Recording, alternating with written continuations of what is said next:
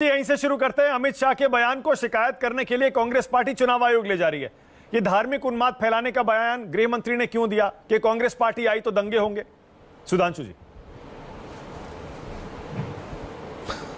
देखिए, मैं याद दिलाना चाहता हूं, कांग्रेस पार्टी के कर्नाटक के पूर्व कार्यकारी अध्यक्ष सतीश जारकिहोली ने बयान दिया था, हिंदू शब्द बहुत गंदा है। ये तो सेकुलर बयान था, सेकुलरिज्म का सुंदर संगीत था, इसमें कोई गलत बात थोड़ी होती है। जब पीएफआई वालों के खिलाफ 1700 केसेस सिद्धारमैया ने विड्रॉ कर लिए थे, यह तो सेकुलरिज्म था, इसमें कोई गलत बात थोड़ी है। और पीएफआई की रैली कोटा में निकालने की परमिशन गहलोत सरकार ने दे दी थी, यह भी सेकुलरिज्म था। मैंगलोर में कुकर ब्लास्ट होता है और डीजीपी कहता है कि इसमें आतंकवादी घटना है, तो डीके शिव कुमार कहते हैं कि वो तो भोले भाले लोग हैं, पुलिस ने कैसे निष्कर्ष निकाल लिया कि यह आतंकवादी घटना है, यह भी सेकुलरिज्म है। और 4% मुस्लिम आरक्षण, जिसे एक नहीं अनेक बार संविधान सभा, बाबा साहब अंबेडकर के द्वारा बनाए गए संविधान सभा में मुस्लिम आरक्षण खारिज होने के बाद एक नहीं अनेक हाई कोर्टों के द्वारा खारिज किया, यह भी सेकुलरिज्म का सुंदर संगीत है। और जहां तक अंदरूनी बाहरी की बात है, तो मैं अलका जी को याद दिलाना चाहता हूं, राहुल गांधी जी वायनाड में तो अंदरूनी है और सोनिया गांधी जी बेल्लारी से लड़ी थी, इसी कर्नाटक से, तो अंदरूनी थी। और इंदिरा गांधी जी चिकमंगलूर से लड़ी थी, तो वो भी अंदरूनी थी। तो मुझे लगता है मानक जी, जब कांग्रेस वाले इन सारे विषयों पे, चाहे धार्मिक विषय हो या अंदरूनी बाहरी का विषय हो, जब ये बोलते हैं तो वही कहावत याद आती है कि पर उपदेश कुशल बहु तेरे, जे आचरही से नर न घनेरे। नहीं सुधांशु जी, लेकिन देखिए, योगी आदित्यनाथ के उतरने के बाद, गृह मंत्री के इस बयान के बाद ऐसा लग रहा है कि अब बीजेपी अपने कोर इश्यूज पर लौट रही है। अब से पहले विकास की बात हो रही थी, भ्रष्टाचार के मुद्दे उठ रहे थे, अपनी सरकार के कुछ कामकाज भी आप गिनाने की कोशिश कर रहे थे, लेकिन अब ये अचानक योगी जी गए, हनुमान जी, राम जी, फिर वो पीएफआई आ गया, आपने भी वो मुद्दा गिनाया, फिर वो यूपी के दंगे, सब कुछ चंगा, राम मंदिर, वो कह रहे हैं कर्नाटक वालों को आइए राम मंदिर के हम दर्शन कराएंगे, उनके लिए हमने यूपी में अलग से जमीन दी है। एक बार फिर से वो हिंदू मुस्लिम वाले मुद्दों पर आप चुनाव को लाने की कोशिश कर रहे हैं क्या सुधांशु जी? मानक जी, मैं आप ही के वाक्य में से ले रहा हूं। आपने दो बातें कही, हनुमान जी, राम जी, ये हमारे कोर इशू हैं। मान्यवर, संविधान की मूल प्रति में जो 10 चित्र हैं, उसमें एक हनुमान जी का चित्र है और एक भगवान राम का चित्र है। राष्ट्रपिता महात्मा गांधी का पॉलिटिकल विजन था राम राज्य, नित्य का दर्शन था रघुपति राघव राजा राम, आखिरी शब्द था हे राम। सर, ये तो कोर इशू भारत का है, पर अफसोस कि ये भारत की कोर से हटकर दूसरे प्रकार की जो डिस्ट्रक्टिव कोर है उसकी तरफ चले जाते हैं। और उससे ज्यादा दुर्भाग्य है कि भारत के संविधान से लेके भारत के महापुरुषों तक ने जिसको भारत का कोर इशू माना है, लोहिया जी ने कहा था रामकृष्ण शिव के बिना भारत की कल्पना नहीं, वो इन्हें सांप्रदायिक बनाने का काम किया। मुझे लगता है इससे बड़ा अपराध कोई दूसरी पार्टी नहीं कर सकती है कि इस देश की आत्माओं को उन्होंने सांप्रदायिक सिद्ध करने का काम किया है। अलका कह रही है कि आप 40% कमीशन वाले आरोप पर जो कांग्रेस उठा रही है, बड़ा जोर शोर से मुद्दा बना रही है, उस पर गिर गए हैं, इसीलिए आप अपने कोर इशू पर लौट रहे हैं, क्योंकि उस पर आप सामना नहीं कर पा रहे। उसका भी जवाब दे देता हूं। पहले मैं टेक्निकल जवाब देता हूं। मानक जी, घूस मांगना, रिश्वत मांगना एक अपराध है, रिश्वत देना भी एक अपराध है, और रिश्वत के लिए कमिटमेंट करना भी एक अपराध है, और फिर रिश्वत की बात छुपाना भी अपराध है। जिसने 40% कमीशन की बात कही, उसने क्यों नहीं शिकायत दर्ज कराई है भाई? चलिए, आपको गवर्नमेंट पे भरोसा नहीं है ना, हमारी तो गवर्नमेंट हुआ है जिसने अपने विधायक के बेटे को पकड़ लिया था। चलिए प्रेस कॉन्फ्रेंस करिए ना कि फलाने ने मांगा। और ये कौन सी पार्टी है मानक जी? अरे भाई, वो तो एक कॉन्ट्रैक्टर ने कहा, करप्ट कॉन्ट्रैक्टर ने। यहां तो वो पार्टी है जो 85% कमीशन की बात कहती थी। किसने कहा? स्वर्गीय राजीव गांधी जी ने, none other than the prime minister of the India, जिन्होंने कहा 1 रुपया दिल्ली से चलता है तो 15 पैसे पहुंचता है। 85% कमीशन की प्रधानमंत्री के द्वारा स्वीकारोक्ति वाले करप्ट कॉन्ट्रैक्टर्स के 40% के आधार के ऊपर बगैर शिकायत के हल्ला मचाते हैं। तो मेरे विचार से कर्नाटक और देश की जनता बहुत समझदार है। अलका, पहले बाहरी पर कह दीजिए। सुधांशु जी कह रहे हैं राहुल गांधी वायनाड गए, बताइए, सोनिया गांधी भी दक्षिण में गई, इंदिरा गांधी भी गई, तो आप प्रधानमंत्री को कैसे भारतीय कह रहे हैं, बाहरी कह रहे हैं? देखिए, प्रधानमंत्री जी स्वाभाविक है गुजरात राज्य से आते हैं, पर वाराणसी से चुनाव लड़े लोगों के बीच में लोकतांत्रिक तरीकों से चुने गए, जीते गए, उन्हें वहां यूपी में भी अब बाहरी नहीं कहा जा सकता।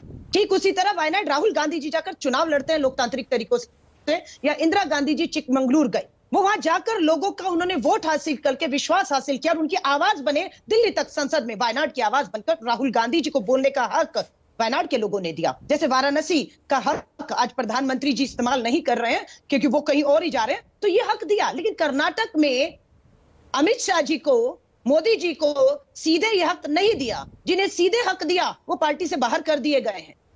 जगदीश शेट्टर जी, भ्रष्टाचार के मुद्दे पर क्यों आपने येदियुरप्पा जी को मुख्यमंत्री के पद से हटाया? क्यों उन्हें अभी भी टिकट नहीं दिया?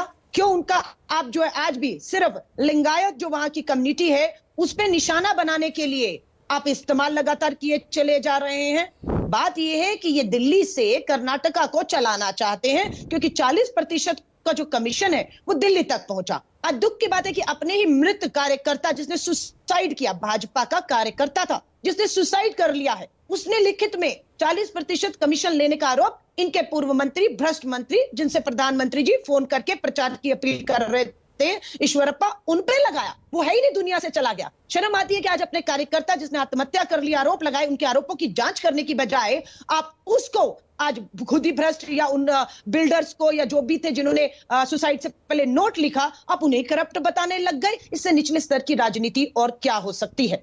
मैं आपको फिर बता देती हूँ लास्ट में कि यहां पर दंगों की राजनीति चलने वाली है नहीं है।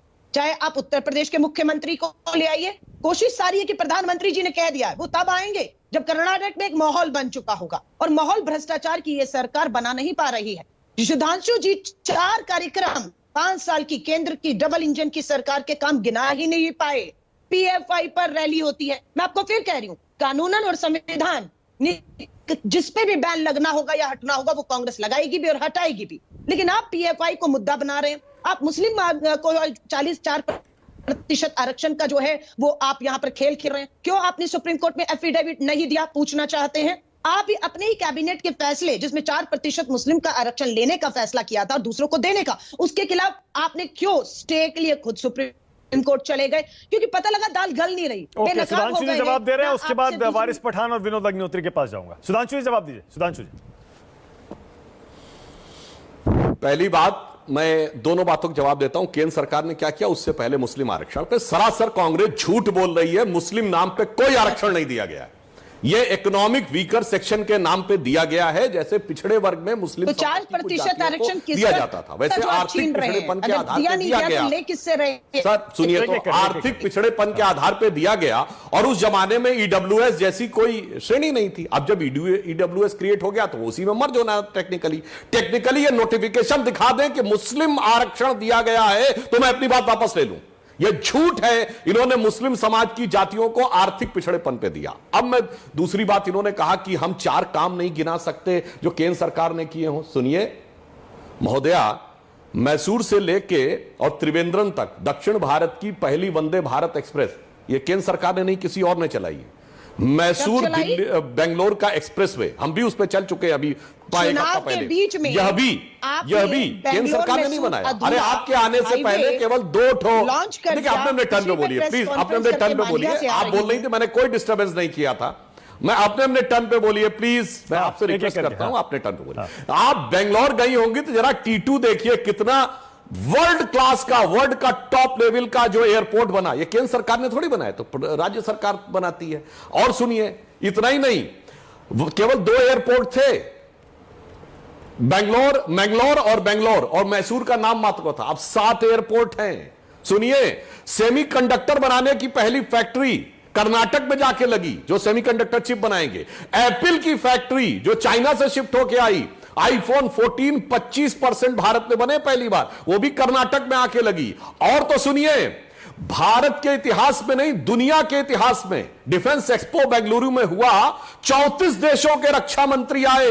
यह यूरोप और अमेरिका के बाहर दुनिया में पहला मौका था जब 34 देशों के रक्षा मंत्री आए हो। यह तो केंद्र सरकार की वजह से हुआ था। सिलेंडर मिल रहा है, बात कर रही है। तेजस जो बना वो केंद्र सरकार की वजह से बना, और बाकी जो अलग है। अब मैंने आधा दर्जन काम गिना दिए, अब आप अपने जमाने के बताइए कि आपकी केंद्र सरकार ने क्या दिया था कर्नाटक को। माना जी, देखिए कितनी आसानी से केंद्र ने क्या दिया। मैंने पूछा था बेईमान बोमई भ्रष्ट सरकार ने यहां पर क्या काम किया, कुछ नहीं गिनाए। केंद्र सरकार की उपलब्धियां यहां बता रहे हैं कि अरे केंद्र भाई, ने आपने ये काम केंद्र किया का इसलिए पूछा था, वोट उनका भी वोट गिना किया देते जाए। हैं। लेकिन आप नहीं, हम विपक्ष में, आपने 5 साल में क्या दिया, आज ये पूछ रहा है आपसे कर्नाटक। 1150 रुपए का घरेलू सिलेंडर है, यहां पर महंगाई चरम पर है, बेरोजगारी चरम पर है। किसान, नारियल किसान, मैं होकर आई हूं हसान डिस्ट्रिक्ट में, नारियल का जो किसान है वहां पर उसे उचित दाम नहीं मिल रहा है, आंदोलित कर रहा है। पूंजीपति मित्र, एयरपोर्ट बनाया आपने, एयरपोर्ट बनाया आपने, और लेकिन वो किसको बेच दिए आपने? मोडानी मॉडल के तहत अडानी जी को एयरपोर्ट दे दिए, जहाज बेच दिए, गरीब आम आदमी सफर नहीं करेगा। तो आप पूंजीपति मित्रों और 1% जो अमीर लोग हैं, महा अमीर है, जो एप्पल खरीदेंगे, जहाज में घूमेंगे, आप उनकी बात करके यहां से चले गए। लेकिन आपने कर्नाटक के गरीब किसान की, मजदूर की, बेरोजगार युवाओं की, महिलाओं को कितना राहत दी, इस पे एक शब्द आपने ही नहीं बोला। ना रोजगार पे बोला, ना महंगाई पर बोला, ना किसान पर बोला। इसलिए आप धर्म की, जाति की राजनीति करके क्षेत्रवाद, जिससे कांग्रेस बिल्कुल प्रोटेक्ट करती है कि क्षेत्रीय पहचान, संस्कृति, भाषा, इनको हमें प्रोटेक्ट करना है और आगे बढ़ाना है, इसी पर हमला करने का काम आज भाजपा कर्नाटक में अपनी विफलताओं को, सुधांशु जी की बारी है, उसके बाद वारिस पठान और विनोद अग्निहोत्री। बोलिए सुधांशु जी। मानक जी, इनसे पूछिए महंगाई की दर इस समय कितनी है और बेरोजगारी की दर कितनी है? नहीं दरों में मत चाहिए, सिलेंडर का दाम बताइए कितनी है इस समय? सिलेंडर का दाम बताइए। मैं बेंगलोर में बैठी हूं, सिलेंडर का दाम, चलिए सिलेंडर का दाम बताता हूं मैं, सिलेंडर का दाम बताता हूं मानक जी। कोई ना मेरी बात पे भरोसा करे, ना अलका लांबा जी की बात पे भरोसा करे। सब अपने अपना फोन खोलें, इंटरनेट पे जाके चेक कर लें। जनवरी 2014 हमारी सरकार आने से पहले गैस के सिलेंडर की मार्केट वैल्यू 1241 रुपए थी। आज कोविड और यूक्रेन वॉर के बाद भी 1100 रुपए के आसपास भी है, यानी उस जमाने से भी आज की डेट में कम है। और सुनिए, अंतरराष्ट्रीय स्तर से जाकर आपके नेता जो ज्ञान देते हैं, जिन जिन देशों से जाकर राहुल गांधी ने ज्ञान दिया है, एक G7 या G20 कंट्री बताइए जहां महंगाई की दर हमसे ज्यादा हो और विकास की दर हमसे कम हो। मैं आपसे चुनौती से पूछता हूं, नाम बताइए देश का, नाम बताइए। एक G20 या G7 देश बताइए जहां महंगाई की दर भारत से कम हो और विकास की दर भारत से अधिक हो, बोलिए। और राहुल गांधी जहां जहां ये जाके ज्ञान दिए उन देशों में से Italy, Britain, America, Germany, Thailand, बताइए। आप झूठ मान लीजिए कि भाजपा 500 रुपए का सिलेंडर यहां पर दे रही है, पेट्रोल डीजल तो बिल्कुल 40 और 50 में है। रुपया तो गिरा ही नहीं हुआ, रुपया तो बिल्कुल $1 40 रुपए हो चुका है। किसे बेवकूफ बनाने का काम कर रहे हैं? आज लोगों को गूगल करने की जरूरत नहीं है, पढ़ा लिखा है, जागरूक है, अवेयर है, देख रहा है। गए प्रधानमंत्री जी केरल, बोला कि यहाँ पर लोग पढ़े लिखे हैं, जागरूक है, इसलिए भाजपा को वोट नहीं दिया आज तक, क्योंकि पढ़ा लिखा जागरूक है। यहाँ पर धर्म के नाम पर आप गुमराह कर देते हैं, सबको पता है। यहाँ पर बैठी हूं, आपकी तरह शायद दिल्ली में बैठकर बात नहीं कर रही हूं, 15 दिन से पूरी खाक कर्नाटका की छान रही हूं, कर्नाटक के लोगों के बीच में बैठकर उनकी बात कर रही हूं, और आप उनका अपमान करते हैं ये कहकर, उस बहन का जो कहती है महंगाई है, सिलेंडर नहीं लिया जा रहा है। ओके, एक जवाब सुधांशु जी का, उसके बाद आगे जाना पड़ेगा, दिलचस्प बहस हो रही है, इसीलिए मैंने इसे चलने दिया। सुधांशु जी बोलिए। अच्छा, सुनिए, मैंने ये कहा कि कोई जाके चेक कर ले, और अच्छी बात है। कांग्रेस की प्रवक्ता महोदया को लगा कि चेक करने से गूगल पे जाके सारा भेद खुल जाएगा, तो इसलिए उन्होंने कहा गूगल करने की जरूरत नहीं। मैंने कहा तो फिर जाइए गूगल करिए और देखिए इनके जमाने में गैस सिलेंडर क्या था। और अपमान की बात जहां तक ये कहते हैं, इन्होंने अभी लिंगायत की बात कही थी। मैं बताना चाहता हूं कि हमारे 4 में से 3 मुख्यमंत्री लिंगायत थे। और सुनिए, मैं भी अभी कर्नाटक में 15 दिन रह के आया हूं। सुनिए अलका जी, अरे अपने अपने टर्न पे बोलिए भाई। मैं पूछता हूं, राहुल गांधी के जन्म से लेकर आज तक 53 साल में कितने लिंगायत मुख्यमंत्री बनाए कांग्रेस ने? नाम बताइए। आज आके भाषण देने लगते हैं, इसका अपमान हुआ उस समुदाय का, जात बिरादरी में बांट के रखना। लिंगायत और सुनिए, सिद्धारमैया कह रहे खांड, AHAND। मैं लोगों से एक और बात कहता हूं, सुनिए, जगदीश शेट्टर जी अहिंद एक कहते AHIND। सुनिए, 4 जातियों का नाम है। सुनिए, अपने अपने टर्न पे बोलिए।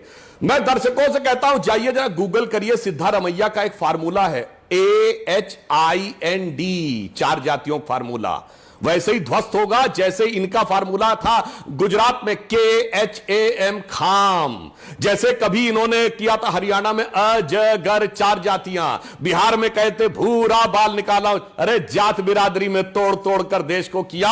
हम जब एक करते हैं तो उसमें देख रहा है, जातियों में तोड़ते हैं तो उसमें आपको सेक्युलरिज्म नजर आता है। बोलिए सिद्धारमैया ने अहिंद बोला है कि नहीं बोला है? अहिंद का मतलब 4 जातियां हैं कि नहीं? की और जातियों की राजनीति करके यहां दंगे कराने पर उतारू हो गई है। अमित शाह जी का स्टेटमेंट यही पर साबित कर देता है कि देश का गृह मंत्री दिल्ली को छोड़कर यहां आते हैं और कहते हैं अगर कांग्रेस सीएम का तो नाम बताइए, दंगे होंगे। हम भी देखते हैं आएंगे कर्नाटक में पूर्ण बहुमत से आएंगे और देखेंगे देश के गृह मंत्री पूर्ण बहुमत की कांग्रेस की सरकार कर्नाटक में बनते हुए कैसे दंगे कराते हैं। ओके वारिस पठान, ऑल राइट।